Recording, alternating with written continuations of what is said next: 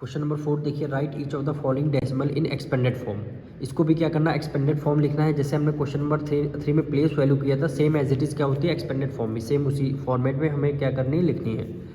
अब जैसे यहाँ पे है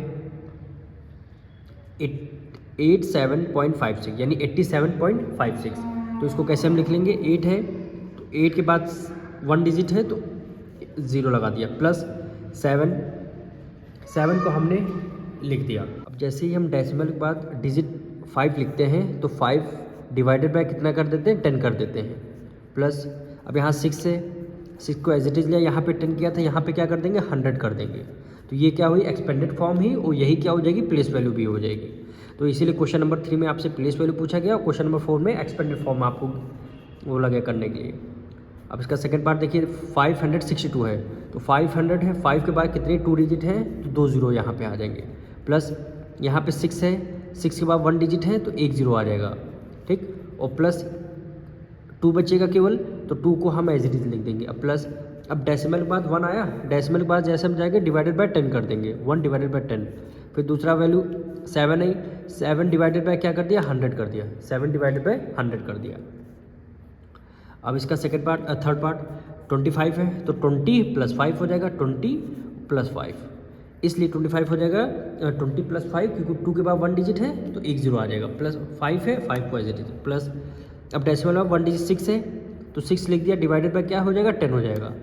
प्लस यहाँ पे 3 है, 3 डिवाइडेड बाय क्या हो जाएगा, 100 हो जाएगा, यहाँ पे 1 डिजिट 1 0 2 0, प्लस यहाँ पे 8 है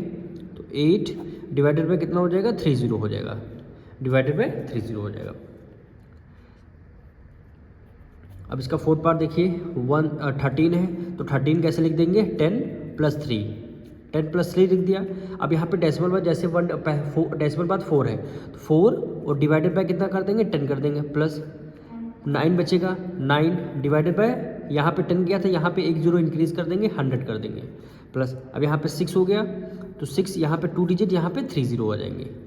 क्या आ जाएंगे, 3 0 आ जाएंगे। अब इसका फिफ्थ पार्ट देखिए, क्या वैल्यू गिवन है, 9 है तो 9 है, सिंगल डिजिट है डेसिमल से पहले तो 9 को एज इट इज लिख देंगे, प्लस अब डेसिमल बाद 2 0 है। अच्छा, प्लेस वैल्यू में क्या करते थे हम, 0 + 0 लिख सकते थे, लेकिन एक्सपेंडेड फॉर्म है, 0 को हमें क्या करना है, इग्नोर करना है। क्या है, 8 है तो 8 लिख दिया। अब देखिए, अगर यहाँ पे कोई डिजिट होती तो सिंगल 0 यानी डिवाइडेड बाय 10 करते, यहाँ पे डिवाइडेड बाय 100 करते, यहाँ पे 8 है तो डिवाइडेड बाय 1000 कर देंगे,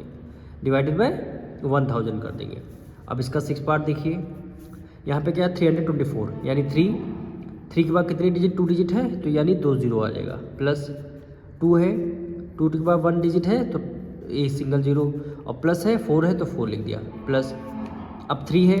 3 को as it is divided by कितना कर देंगे, 10 कर देंगे, प्लस 6 है, डिवाइडेड बाय कितना कर देंगे, यहाँ पे 1 0 यहाँ पे 2 0 यानी 100 कर दिया। यही क्या हो जाएगा, आपका आंसर हो जाएगा।